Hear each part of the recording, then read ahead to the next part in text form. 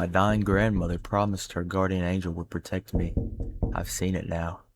I don't think it's an angel. My mother died 2 months ago. It wasn't a tragedy in the sudden, shocking sense. It was a long, slow, quiet fading. Cancer. We had years to prepare, but you're never really prepared. The last week was spent in a sterile, beige-colored hospice room that smelled of bleach and quiet finality. I sat by her bed, holding her thin, papery hand, just watching her breathe. She was at peace with it. That was the strangest, most difficult part. While I was a tangled, screaming knot of grief and anticipatory loss, she was serene. On her last day, when her breathing was shallow and her voice was dry, a rustling whisper pulled me close. Her eyes, which had been cloudy and distant, were suddenly crystal clear. "Don't be sad, my love," she whispered, a faint, tired smile on her lips. "I am not afraid. I've never been afraid. It's always been with me." "Who, Mom?" I asked, my voice thick with tears. "My guardian," she said. Her gaze shifted to a point just over my shoulder. "My protector. He was a gift from my own mother when she passed. He's kept me safe my whole life. He's never let any real harm come to me." I didn't know what to say. My mother had always been a little spiritual, in a vague, non-denominational way. I just assumed it was the morphine talking, a final, comforting delusion. I squeezed her hand. "When I go," she continued, her eyes looking back onto mine with a startling intensity, "he will pass on to you. He has to. He needs someone to watch over. You'll be safe now, always." Mom, don't talk like that," I choked out. You won't believe me at first," she said, ignoring me, her voice gaining a strange, final strength. "but you'll know. There will be 10 marks, 10 signs after I'm gone. And when you've seen the 10th, you'll know he's with you. And then you will see him." She recited the marks to me, her voice a low, rhythmic chant. "A coin returned, a silent bell, a path cleared, a safe to fall, a warning unheard, a fear answered, a scent of an old earth, a touch of cold fur, a voice not your own, and finally, a gaze returned," she finished, and a deep, peaceful sigh escaped her lips. She closed her eyes, and a few hours later, she was gone. The funeral was a blur. The weeks that followed were a suffocating fog of grief and paperwork. I was just going through the motions, a ghost in my own life.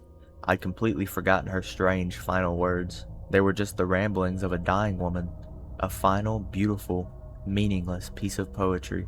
Then the first mark appeared. I was at the grocery store, fumbling for my keys in the parking lot. A quarter slipped through my fingers, clattering onto the dark, wet asphalt. It was late, raining. I looked for a minute, but it was gone. It probably rolled under the car. I sighed, wrote it off, and drove home. When I got to my apartment and emptied my pockets onto the dresser, there it was, sitting right in the center of the pile of my keys and wallet. A single, dry, gleaming quarter. I stared at it. It was impossible. My pockets had been empty, but my grieving mind immediately supplied a dozen rational explanations. I must have had another one. I must have picked it up without realizing it. I dismissed it, but a tiny, cold seed of unease had been planted. A coin returned. A week later, the second mark. I was walking home from work, taking my usual route past an old, decommissioned church. As I passed its silent, stone bell tower, I heard it, a single, clear, resonant bong of a great bell echoing through the quiet air. I looked up. The tower was still. The great bell was motionless. No birds flew out. No one else on the street to seem to even notice. An auditory hallucination, I told myself. Stress and grief do strange things to your mind. A silent bell. The third mark came a few days after that. My work building is old, and the maintenance staff is constantly doing repairs. I was headed to the break room, but the hallway was blocked by a huge, wheeled cart full of tools and equipment. left there by a worker who was nowhere in sight. I sighed, annoyed, and turned to go the long way around. I got to the end of the empty hall, turned the corner, then I realized I'd forgotten my wallet at the desk. I turned back. The hallway was empty. The massive cart was gone. The whole process had taken less than 30 seconds. There was no way anyone could have moved it that fast. It had just vanished. A path cleared. I wasn't just uneasy anymore. I was starting to get scared. These could not just be coincidences. They were too specific, too perfectly aligned with my mother's strange prophecy. I started to feel like a character in a story that someone else was writing, and I started to feel like I was being watched. It was a constant, low-grade, prickling sensation on the back of my neck. I'd be in my apartment, and I'd feel a sudden, intense pressure, as if someone had just walked into the room. I'd spin around, my heart pounding, but there was never anyone there. I started seeing things too, flickers of movement at the very edge of my vision, a shadow in a doorway that was a little too tall, a little too dark. When I'd turn to look at it, it would be gone. Mark number 4 happened a week later. I was clumsy with grief, not paying attention. I was walking down the stairs to my apartment's lobby. I missed a step, and I pitched forward. I remember the sickening, weightless lurch, the flash of the hard tile rushing up to meet me. I braced for impact, for the crack of bone, but it never came. I just stopped, a foot from the ground, suspended in midair for a split second, as if an invisible, powerful hand caught me by the chest, and I was set down gently on my feet. I stood there, trembling, in the empty, silent stairwell, a saved fall. The 5th and 6th mark came in quick succession, like a 1-2 punch from this invisible force that was now ordering my life. I was about to get on an elevator at the shopping mall when I felt a sudden, inexplicable wave of pure dread, a silent, internal scream telling me, "Do not get in." I hesitated and let the doors close without me. A moment later, the lights on the floor indicator went dark, and a loud, grinding screech echoed down the elevator shaft, followed by the distant sound of the alarm bell ringing, a warning unheard. The same evening, I was walking home from the park. A large, barking dog off its leash came bounding upwards towards me, its teeth bared. I froze, a jolt of pure, primal fear shooting through me. The dog was a foot away, ready to leap, when it suddenly stopped. It let out a high-pitched, terrified yelp, stuck its tail between its legs, and fled as if it had seen something standing right behind me. A fear answered. I was 6 marks in, and my life was no longer my own. I was being guided, protected, manipulated by an unseen, unknowable force. That feeling of being watched was a certainty now. I began to see it more clearly, though never directly. In the reflection of my dark TV screen, I'd see a shape standing in the room behind me. It was tall, stooped like an old man, with arms that were too long, their hands almost touching the floor. In the reflection of a shop window as I walked by, I'd see it, a dark, hulking shape, following a few paces behind me, always keeping in the shadows. The 7th and 8th mark brought it closer, from a visual presence to a physical one. I started to notice a strange smell in my apartment, a smell that would come and go without reason. It was a heavy, musky, animal scent, the smell of damp, rich earth and something else, something like wet fur, a scent of the old earth. One night, I was lying in bed, the lights on, my nerves a raw, jangled mess. I was drifting in that gray space before sleep when I felt something brush against my outstretched hand. It was a coarse, bristly feeling, like touching a thick, wiry animal pelt. I snatched my hand back with a choked cry, my heart exploding in my chest. I was alone in the room. There was nothing there. A touch of cold fur. I was 9 marks in. The terror was a constant companion now. I knew the 10th mark was coming, and I knew that with it would come the final, terrible reveal. I didn't know what I was more afraid of, the waiting or the seeing. The 9th mark came last night. I had finally managed to fall into a fitful, exhausted sleep. I was woken up, but by a voice, a low, guttural, wet sound whispered directly into my ear. It wasn't a language I knew, but I felt the meaning of the sound in my bones. It was a word that meant mine, a voice not your own.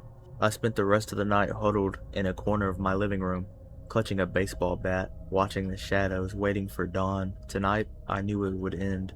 The final mark. I sat on my couch, the TV off, all the lights in the apartment blazing. The feeling of the presence in the room was overwhelming. It was a physical pressure, a thickness in the air.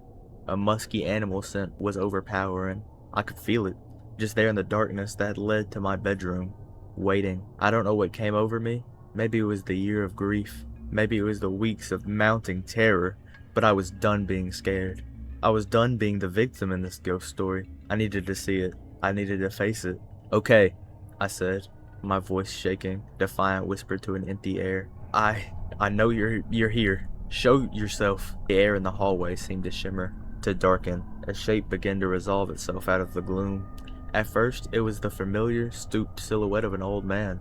It was tall, maybe 7 feet, even with its hunched posture. Its arms were long, the gnarled, 3-jointed fingers of its hand brushing against the floorboards.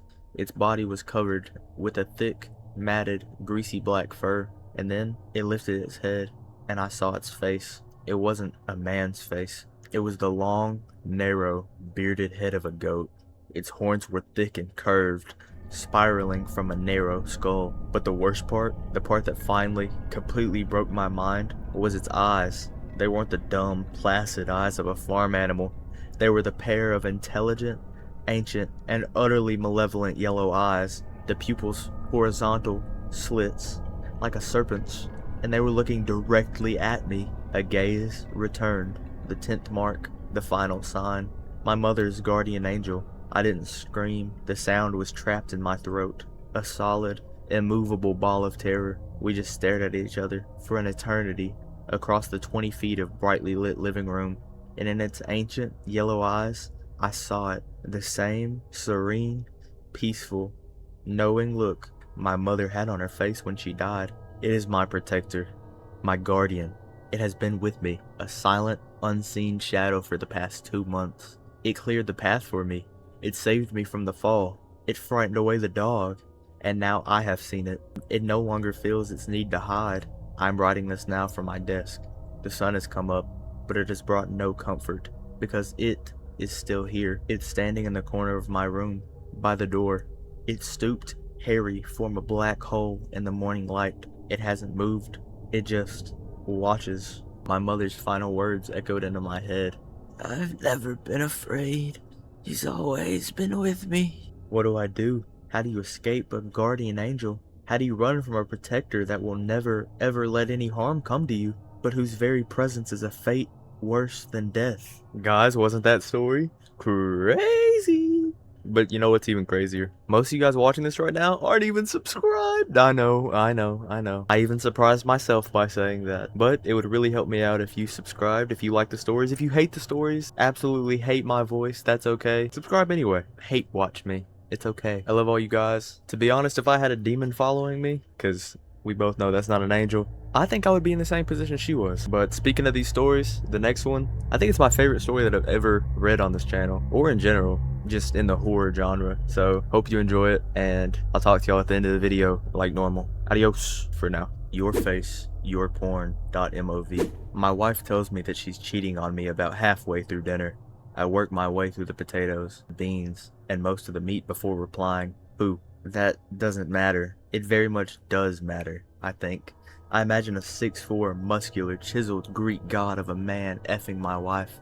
I think about the way he holds her. Is he gentle, rough, and the noise she makes for him? Is she quiet? Does she scream for him? Michael. I'm working on the last of the chicken at this point, wondering if she's ever effed us both in the same day.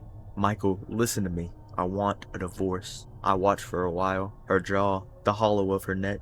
Is he better? What? Is he better than me? She purses her lips. I think she's going to tell me that he's just different, that she's sorry it had to be like this, that she still really loves me, deep down, that it was a mistake, and no one could ever be better than me. But instead, she replies, "Yes, Michael, he's better than you." She tells me that she's staying in the house until she finds a place to rent whilst we sort this out. I say that maybe I should have the bed, and she tells me that, trust me, you don't.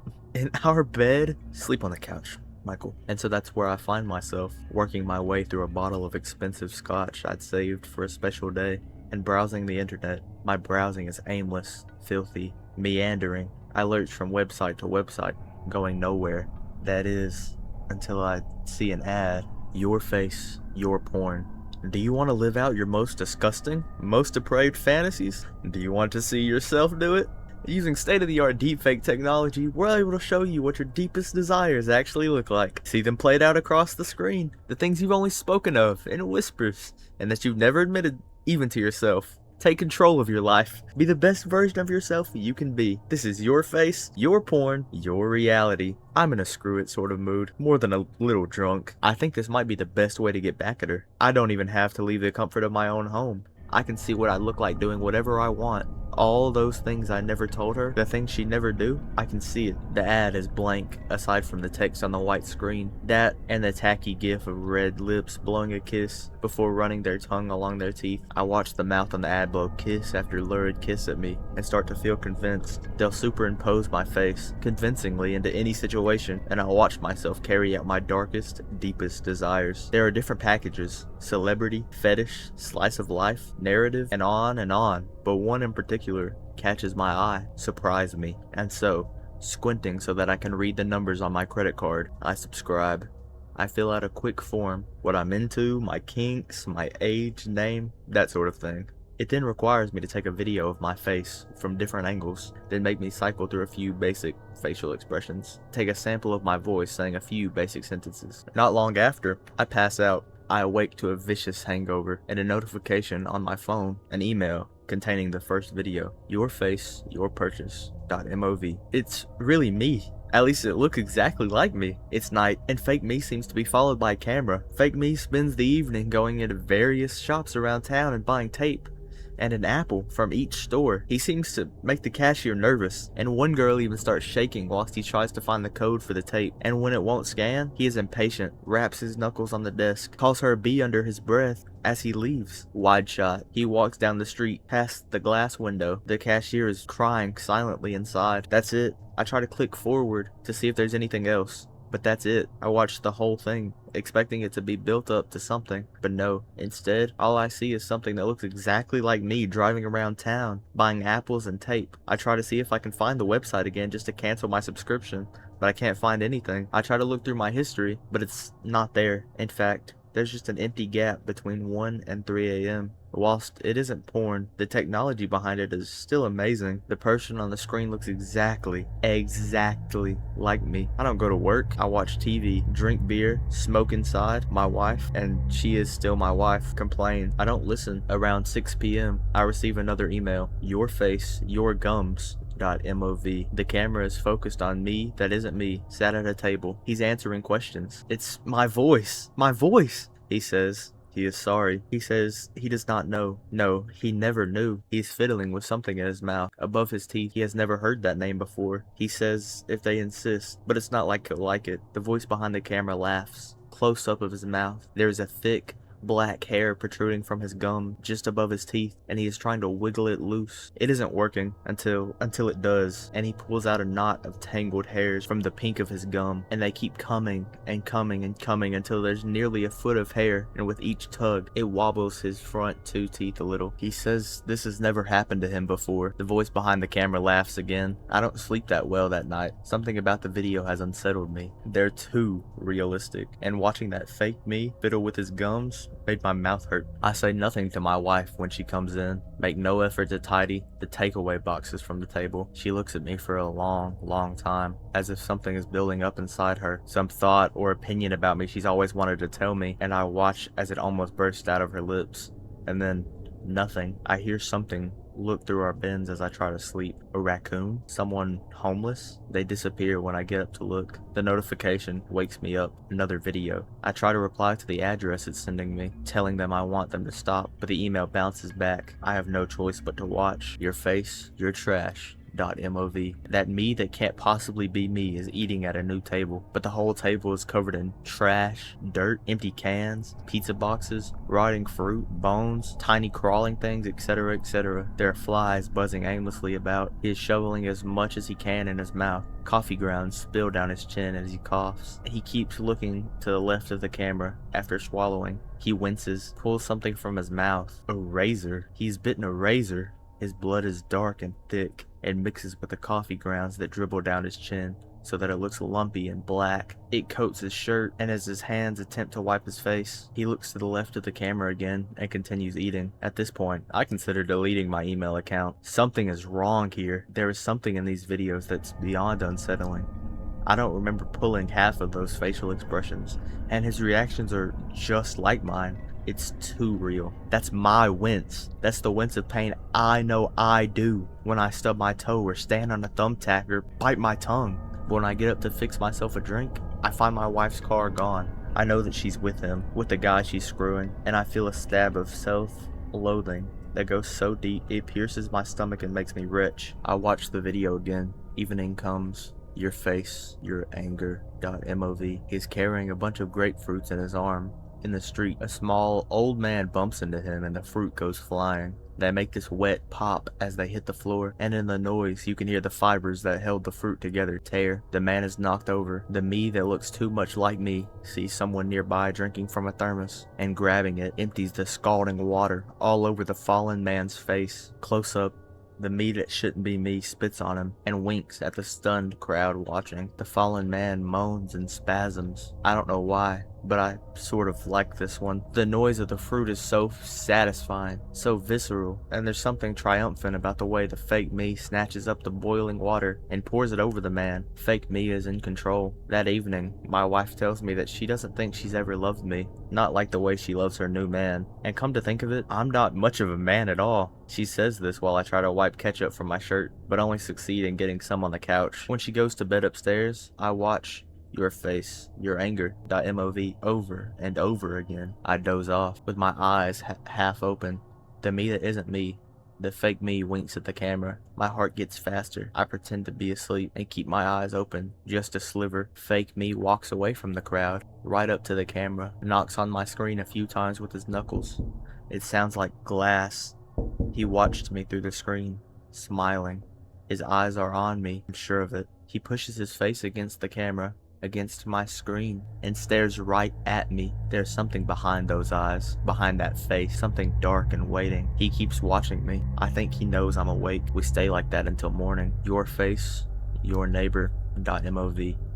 He knocks on Miss Tay's door. He is holding an apple and tape. She invites him in. He enters. The cameras follow. In one movement, he stuffs the apple in Miss Tay's mouth and forces her to the ground, where he binds her arms and legs with the tape. Someone from off camera hands him a hammer. Wide shot. Miss Tay struggles on the floor. The me that watched me looks through her records, puts one on. It's old and slow, and the vinyl crackles as he drags her into the basement. The video continues for half an hour more, until the vinyl has finished, and there is just a loop of a faint crackle, and then there are two thuds, a snap, and it ends. I can see someone's car I don't recognize in my driveway. It looks expensive. I go to investigate, but I can't find anyone near it, so I decide to go check on Miss Tay. I stumble down the street in my dressing gown, face covered in patches of stubble, and knock on her door. No one answers. Bill Roberts walked past, and I wave at him. "Seen Miss Tay today, Bill?" He shakes his head. I can tell he's trying not to react to how I look, trying to be polite. "Haven't seen her in a week or so, Michael." A pause. He's finding the right words, I can tell. "You doing okay? You don't look so good." "Never better." The combination of emotions I'm feeling is hard to put into words. I am elated. There's a version of me online who is in control and is acting. I'm also terrified. Whatever it is on that screen knows about me, knows something about my life. I don't know if it is something here in this reality or if it is just peering in. Either option makes my chest tight. I've drunk the house dry and I have to make several trips to stock up on liquor. I even call a few old contacts and manage to get some pills, although I only promise myself I'll only take them when things get really bad. YourFaceYourTrial.mov. The shortest video so far. The me I wish I was me pushes against his jaw, probing. Slowly, surely, he slides his hand under the skin of my face until I can see the outline of my fingers under the skin, like 5 giant malformed veins. He wriggles the fingers and the skin comes away from me. My ring finger emerges from my eyelids. He pulls the hand out and is covered with some sort of embryonic fluid. He winks at the camera. At me? I try the same thing that evening after I shaved, pushing my fingers into my face as if the skin is going to slip and I'll be able to do what he did, but nothing happens. My long nails cut the tender, freshly shaven skin, and I end up moving my face the conventional way. I smile, then frown, then stick my tongue out then puff out my cheeks. Once I'm convinced my face still works, I go to bed. I think my wife sneaks in the back door. Her love, her Casanova. I can hear them screw. I think. I can't wait for morning. Can't wait for a new .mov. I watch YourFaceYourTrial.mov on repeat to help me sleep, and when he is convinced I'm asleep, he comes right up to the camera again. But this time, he fiddles with the edges, as if it's testing the boundaries. His breathing gets deeper, lustier. He cannot find a way out, so he just watches, cycling through expressions the way I did, convinced that I am asleep. Am I? When I wake up, there's a note from my wife telling me that she's moving in with him for a while. There's a voicemail from work telling me I'm fired, that there will be no severance pay. Your face, your junkies.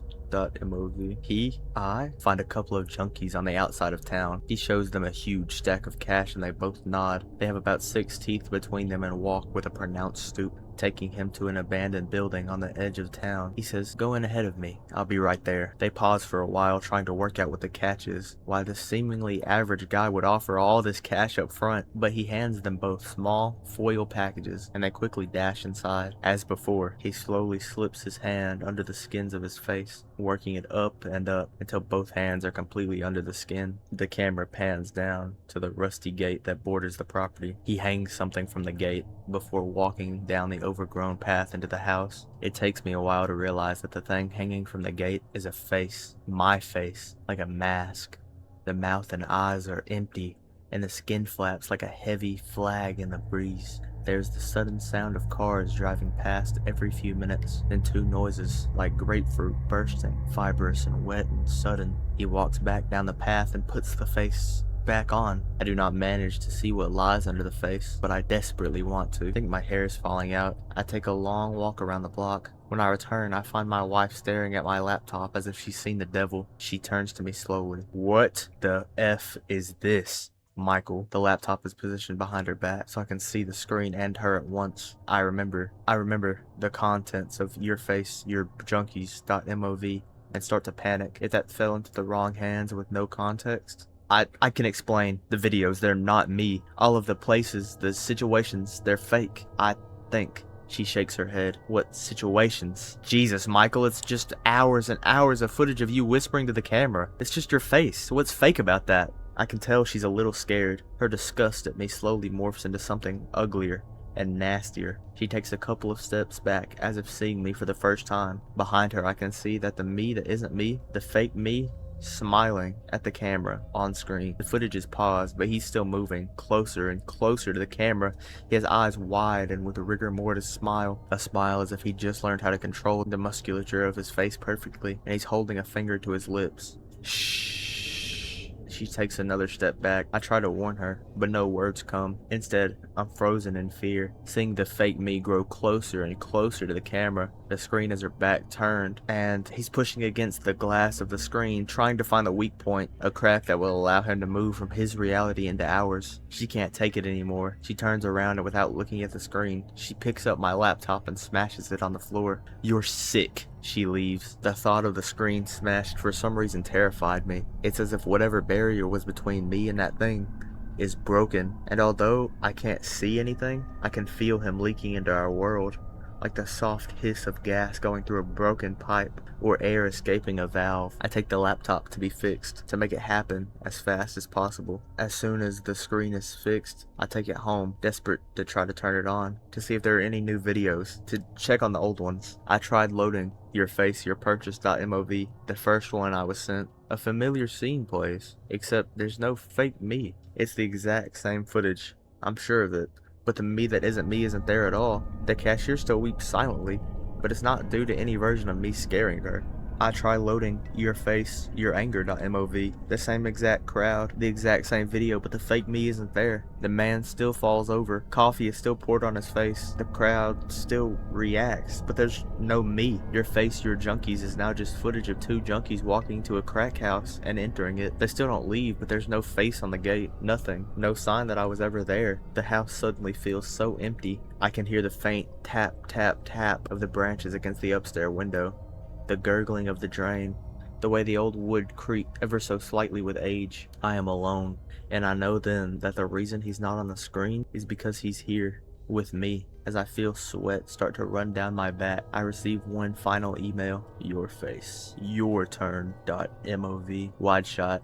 Me, but the real me this time. Alone. The room was full of trash, rotting food, empty beer bottles, liquor bottles smashed on the floor, pill bottles, crumpled clothes. The real me holds up a hand, waves it. This is live. This is real time. This is happening now. The room is dark. Objects are obscured in the shadow. Something moves behind the window. A curtain rustles. Bottles clink. He is in here somewhere, watching, waiting. I am alone with myself, and I have all the time in the world. You have one new friend request. I don't know when Facebook introduced the feature. Friend suggestion, it used to be called, but now it's people you may know. A bunch of Facebook profiles suggested to you to add as friends, usually people who have mutual friends with you or someone you've searched for in the past. What creeps me out is how accurate it is. It's clearly taking data from somewhere, because it suggested people to me that I've only ever interacted with in real life. The woman that cuts my hair, the guy who does my taxes at H&R Block. Sometimes though,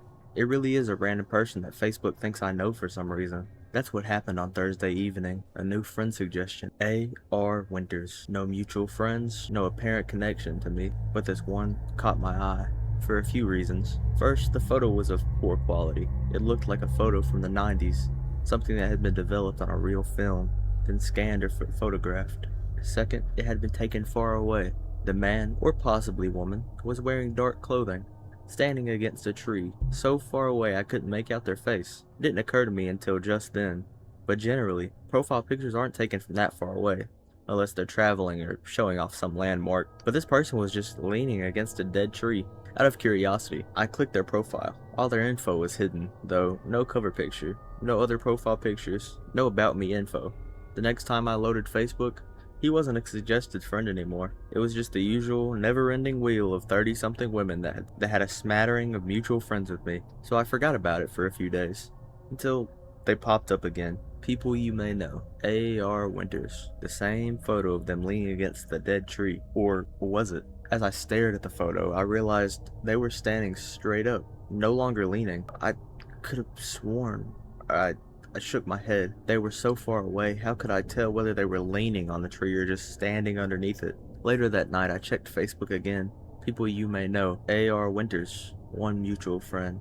I froze. A mutual friend? A mutual friend was some girl I went to high school with. I didn't know her well. We'd been close in the 8th grade, but then she started hanging out with the more popular girls and we lost touch. Still Facebook friends though, because I never went through my list of 2,000 plus people and pruned some off. It didn't say he had a mutual friend with her before, so they just became Facebook friends. Like today, this evening. Maybe there's someone from our high school.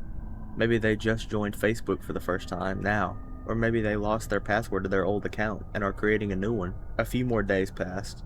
I didn't see A.R. Winters show up in my feed, but then, on Saturday night, there they were. People you may know. A.R. Winters. 3 mutual friends. Not 1, 3. And the photo was definitely different. It was still the dead tree, the overcast sky. Everything looked the same, except the person. They weren't against the tree anymore. They'd taken a few steps closer to the photographer. They appeared to be a woman, tall and pale, dressed in a flowy black shirt and long black pants. Wavy, long, dark hair parted neatly on the left side. Who is she? I glanced at our mutual friends. One was a guy I had chemistry lab with in college, and the other was our English teacher, Miss Flowers. She'd been the teacher mentor of our literature club, and she'd been dead for 5 years. I sat there, staring at the screen, all of it, slowly sinking in. Her account can't even accept new friend requests, and why would this random person friend her anyway? A horrible, creeping dread tugged at the back of my mind. I clicked on the 2 other mutual friends, Jessica Marie and Michael. I scrolled down their timelines and they'd also passed away. There hadn't been any official announcement for either, but their timelines were scattered messages like, "I miss you," and 2 years since you've been here. Quick Google search showed that Jessica Marie died in 2020 from complications of COVID, and Michael had died in 2023 in a motorcycle accident. I clicked back to my feed, to the friend suggestion, to AR's profile. I froze. She was standing closer, much closer. Her face was pale, almost pure white, like all the blood had been sucked out of it. Her eyes were dark, pupils, irises, indistinguishable. They seemed too big for her eyes. She had no eyebrows. Her long, dark hair twisted around her, as if there was a terrible wind. I jumped. There was a little red 1 over the bell icon. AR Winters sent you a friend request. My hands began to shake. I stared at the 2 buttons. Confirm. Cancel. I clicked cancel. Closed out the window. Slammed the laptop shut. I sat there in the dark, panting. Sweat covered my arms. I felt like I couldn't breathe. It's obviously just some stupid prank. The photo's probably not even real. AI. I pushed out a breath and got up, put on my hoodie, left the apartment and went for a walk. I shoved my hands in my pockets and walked along the walking trail at the local park. My breath came out in clouds of mist. I shivered.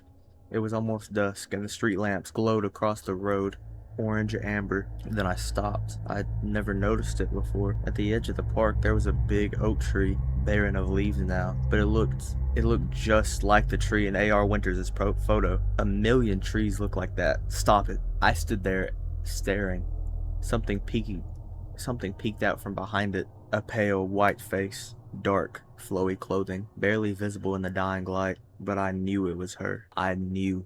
I ran back home, locked my apartment door, and opened the laptop. Went to Facebook. AR Winters sent you a friend request. The profile photo.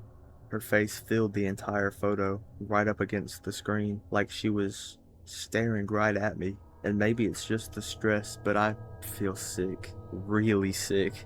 I've thrown up twice in the past half hour. My stomach hurts so much more than I ever remember it hurting before, and I can't help but think, am I next? Guys, guess who's back? Oh, that was a terrible voice crack. Anyways. Guys, guess who's back? Me. You talked to me twice in this video. I know, it's awful. Worst thing you've ever had to do in your life. If you made it this far, maybe you just like me. I don't know. But if not, I don't know why you made it this far. This video was terrible. No, it wasn't terrible, but it was pretty good actually. These stories were probably the best conjunction of stories I've ever read in my life. Not in my life, but for this channel specifically. So if you liked them and made it all 36 minutes 20 seconds into the video, I hope you enjoyed. I miss you all. Love you more than I miss you. Please subscribe. I know I plugged myself earlier, but do that again. Any comments, put them down below. Any suggestions for story types, put them down below. Okay, I'm gonna stop saying it like that, but you know what you get the flow.